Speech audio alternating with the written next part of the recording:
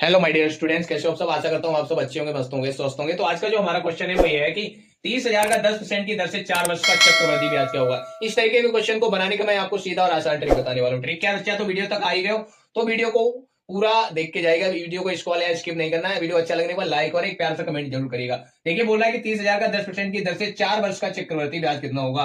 तो इस क्वेश्चन को बनाने का मैं आपको सीधा और आसान ट्रिक बताऊंगा। जब भी आपको 4 वर्ष का चक्रवृद्धि ब्याज ज्ञात करना हो तो बच्चा इसका जो रेशियो होता है ना, 4 ईयर्स यानी 4 साल के चक्रवृद्धि ब्याज का जो रेशियो होता है बच्चा, वो इस तरीके से होता है।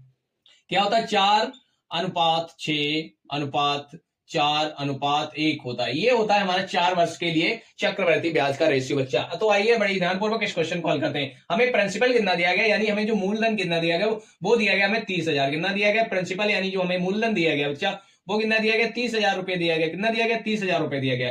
अब आपको करना क्या है कि 30,000 का 10% निकालो बच्चा। जब आप 30,000 का 10% निकालोगे तो ये आपका हो जाएगा 3,000। कितना हो जाएगा? 3,000 हो जाएगा। तो यही यहाँ 3,000 लिख लिया हमने। अब क्या करना है, आपको 3,000 का 10% निकालना है। तो जब 3,000 का 10% निकालोगे तो यहां से आपको प्राप्त हो जाएगा 3,000 का। जब आप 10% निकालोगे तो यहां से आपको कितना प्राप्त होगा? 300 प्राप्त होगा। कितना? 300 हो जाएगा। 3,000 का 10% कितना होगा? 300 होगा। अब 300 का आप 10% निकालो। तो 300 का 10% निकाल लिया भैया। तो 300 का जब आप 10% निकालोगे तो यहां से आपको कितना प्राप्त हो जाएगा? 30 प्राप्त हो जाएगा। कितना प्राप्त होगा? 30 प्राप्त होगा।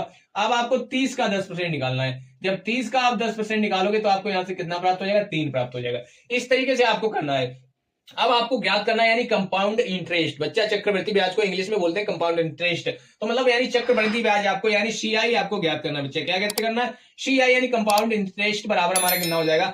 अब करना क्या है माय डियर स्टूडेंट, इनकी इसकी सामने सामने वाले की सामने वाले से गुणा करवा दो। यानी 3,000 की गुणा करवाओ आप 4 से। 3,000 की जब आप 4 से मल्टीप्लाई करवाओगे तो 3 चक्कू 12 यानी कितना हो जाएगा?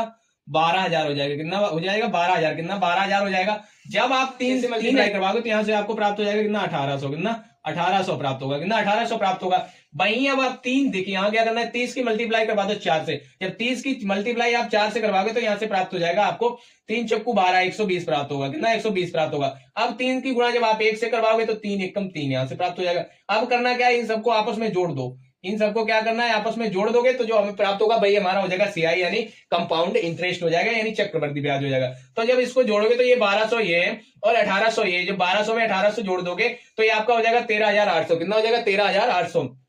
जब 13,800 में 120 और जोड़ोगे तो ये आपका हो जाएगा 13,920। जब 13,920 में 3 और जोड़ दोगे तो आपका हो जाएगा बच्चा 13,923। कितना हो जाएगा? 13,923। 13,923। और यही हो जाएगा हमारा करेक्ट आंसर। यानी जब 30,000 रुपए को 10% की दर से 4 साल के लिए चक्रवृद्धि ब्याज पर दिया